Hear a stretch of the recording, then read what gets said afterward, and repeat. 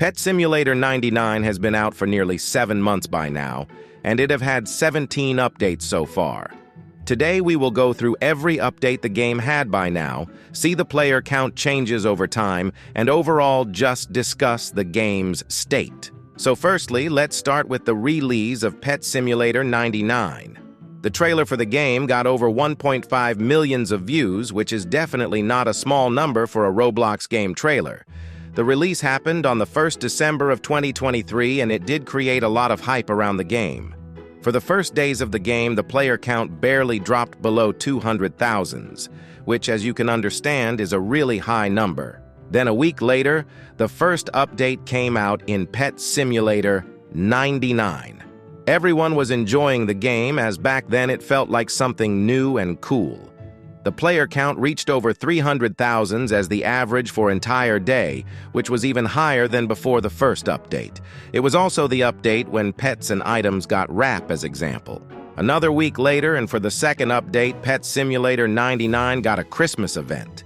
It was the first event of the game, which felt like something different compared to Pet Simulator X events, because instead of getting eggs, we got presents, which to get, you had to break coins.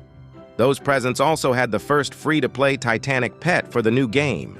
This update was so far the only one to introduce time-limited buff items, and that update also gave us the first clan battle. For the third update, we got second part of the Christmas event. This update didn't really add anything really interesting. This was the first time we got a new tier for enchants, and this update also allowed some Titanic pets to start flying. The fourth update of Pet Simulator 99 had the New Year's event. This update was pretty important for the game's future in some way, as that's when big games decided to switch from weekly updates to what later turned out to be updates every 3 weeks. This update is also when we got the current wrap system, where it says an exact number instead. Moving to the fifth update, which was the first really big update the game have had. It had many different things added, like for example, new charms, and some of them are still being used by many. It also had the first secret scavenger hunt, with the special tickets. It's been long since then, and we still don't know what those tickets do.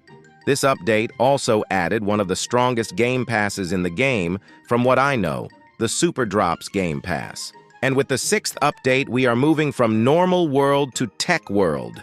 This update was really big and had many good things too. This is the update that changed our inventories to look better. It also updated the teleport menu and made it easier and better. And of course, something I can't miss is the huge Happy Computer event. That event allowed anyone, even fully free-to-play players, to hatch their first huge pets. And all of that made this update probably one of the best ones the game have had. The seventh update of Pet Simulator 99. In this update, we got the first ever event with hatchable eggs, the St. Patrick's event. In this update, we also got something called the Secret Pets. Those are super rare pets, a lot rarer than the huge pets, and can be hatched from any egg. As soon you got 5th Rebirth. This update ALs introduced one of the most popular enchants, the Super Magnet enchant. And this was also the beginning of Forever Pack. If only we knew how far this would get. Moving to the 8th update. Basically halfway through. Here we got the charged and golden eggs for the 6th Rebirth. This is the update that added the XP potions, which I'm unsure if really that useful, and we got the hype eggs, which has a chance for another free-to-play Titanic pet.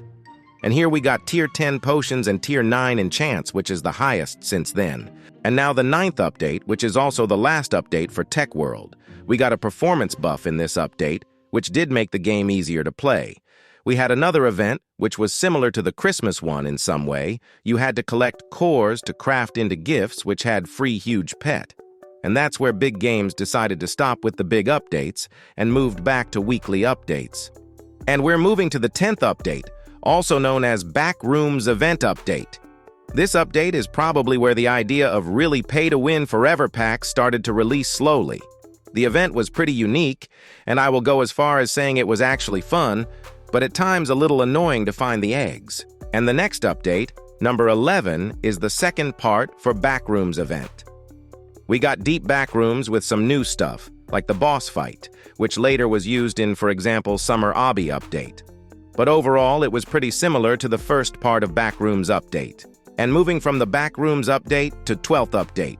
This update added the Void World, which works pretty similar to Pet Simulator X1 because it also has different small worlds instead of 99 area worlds.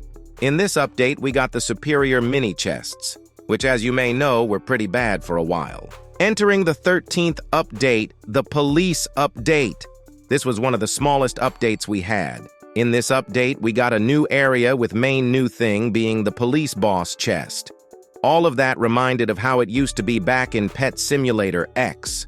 And pretty sure I can say this is the update that started the weekly pay to win forever pack trend from big games. And now we are at the 14th update, which is the Summer Obby World update. I just gotta mention the way they made the world. In my opinion, it looks really cool and different from what we have had in Pet Simulator 99 so far. This world also had its own mini-games, such as the Tiki Egg Hunt. But otherwise, I don't have much else to say about it. And now we are at the 15th update of the game, which is the Hacker World update. In this update, they finally made the superior mini chests better by adding Mastery, which isn't too hard to complete even without the superior chest mimic enchant. But otherwise, the update had kind of the same things we already had but reskinned. And now the 16th update. The Virus update, which is also believed to be the worst update Pet Simulator 99 ever had.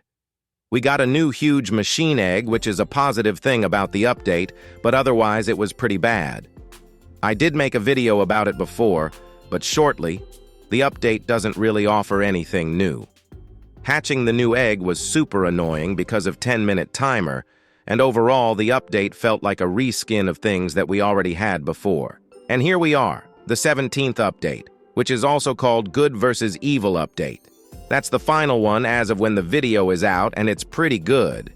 When entering the event, you have a 50-50 to become good or evil, which only affects the pets you hatch and your team.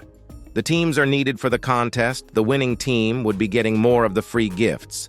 Each team also has contest inside it, where you need to get the most points and huge pets hatched. And so we have been through every update of Pet Simulator 99. This is the all-time player graph for the game, and you can tell it was really hyped up on the first weeks. Then it dropped a lot with the updates every 3 weeks because of having to wait for too long, and then it went up again with weekly updates. Especially with the Good vs. Evil one, you can see how it jumped up by a good bit recently. How do you think the future of Pet Simulator 99 will look like? Anyway, make sure to like and subscribe if you enjoyed the video. It makes my day a lot better. You can watch one of these videos while waiting for a new one. They are good too. Join my Discord server. You can chat, trade, and win giveaways there. Link is in description, and I will see you soon.